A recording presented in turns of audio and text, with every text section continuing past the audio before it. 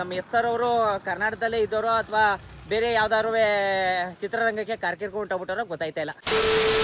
Daddy so ಮೊದಲನೇದಾಗಿ rocking star S R ಅವ್ರಿಗೆ ಜನ್ಮದಿನದ ಹಾರ್ದಿಕ ಶುಭಾಶಯಗಳು. ಇವತ್ತು 8ನೇ ತಾರೀಕು 1ನೇ ತಿಂಗಳು 2026.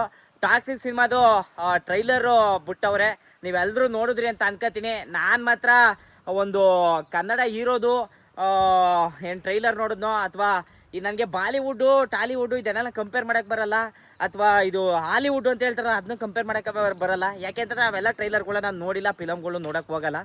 ಆದರೆ ನಾನಂತೂ ಈ ಟ್ರೈಲರ್ ನೋಡ್ಬಿಟ್ಟು ಏನು ಅನ್ಕೊಂಡೆ ಅಂತಂದರೆ ಇದು ನೆಕ್ಸ್ಟ್ ಲೆವೆಲ್ ಆಗದೆ. ನೆಕ್ಸ್ಟ್ ಲೆವೆಲ್ ಅಂದರೆ ನೆಕ್ಸ್ಟ್ ಲೆವೆಲು ಅಲ್ಲ ಗುರು, ಅದೇನು ಗುರು ಅದು ಎಂಟ್ರಿ, ಯಪ್ಪ ಈ ಥರ ಎಂಟ್ರಿ ಸೀನ್ ನೋಡೇ ಇರಲಿಲ್ಲ.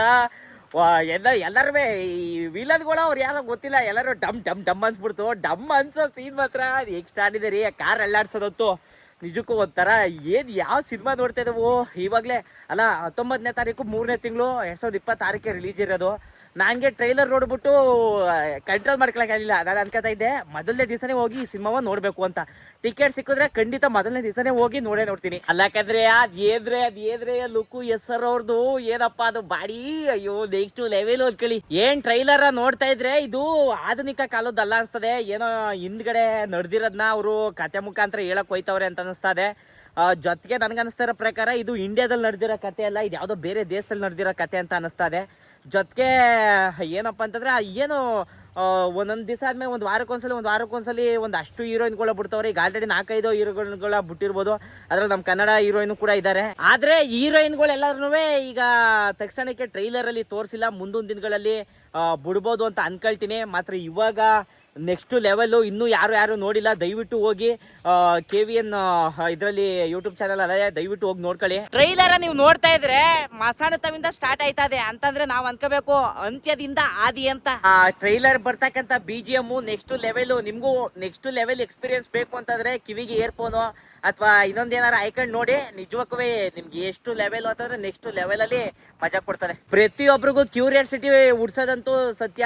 ಈಗ ಅವರ ಎಸ್ ಆರ್ ಅಭಿಮಾನಿಗಳಾಗಿರ್ಲಿ, ಎಸ್ ಆರ್ ಅಭಿಮಾನಿ ಆಗಿಲ್ದೇ ಹೋಗಿರ್ಲಿ, ಖಂಡಿತವಾಗ್ಲೂ ಪ್ರತಿಯೊಬ್ಬರಿಗೂ ಈ ಸಿನಿಮಾನ ನೋಡಲೇಬೇಕು ಅನ್ನಿಸ್ತದೆ.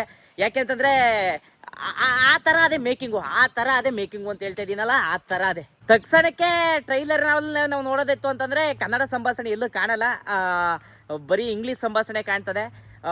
ಏನಕ್ಕೆ ಇಂಗ್ಲೀಷ್ ಸಂಭಾಷಣೆ ಕಾಣ್ತಾ ಇರ್ಬೋದು ಅಂತ ಹೇಳಿದ್ರೆ, ಇವಾಗ ಅವರೆಲ್ಲ ಬಂದು ಈಗ ಮೊದಲನೇದಾಗಿ ಯಾರು ಬರ್ತಾರೋ ವಿಲನ್ಸ್ಗಳು, ಐ ಥಿಂಕ್ ಅವರೆಲ್ಲ ಬಂದು ಫಾರಿನರ್ಸ್ ಅವ್ರಿಗೆ ಕನ್ನಡ ಬರ್ದೋಗಿರೋ ಕಾರಣ ಅವರು ಇದನ್ನು ಇಂಗ್ಲೀಷಲ್ಲೇ ಬಿಟ್ಟವ್ರೆ. ತಕ್ಷಣಕ್ಕೆ ಕನ್ನಡದಲ್ಲಿ ಟ್ರೈಲರ್ನ ಬಿಟ್ಟರು ಕೂಡ ಇದೇ ರೀತಿ ಸಂಭಾಷಣೆ ಇರ್ತದೆ ಅಂತ ನಾನು ಅನ್ಕೋತಾ ಇದ್ದೀನಿ. ಎಸ್ ಅವ್ರ ಬಗ್ಗೆ ಮೊದಲು ಕರ್ನಾಟಕದವ್ರು ಮಾತಾಡ್ತಾ ಇದ್ರು, ಅದಾದ್ಮೇಲೆ ಭಾರತದವ್ರು ಮಾತಾಡ್ತಾ ಇದ್ರು, ಅದಾದ್ಮೇಲೆ ಇಂಟರ್ನ್ಯಾಷನಲ್ ಲೆವೆಲಲ್ಲಿ ಮಾತಾಡ್ತಾ ಇದ್ರು.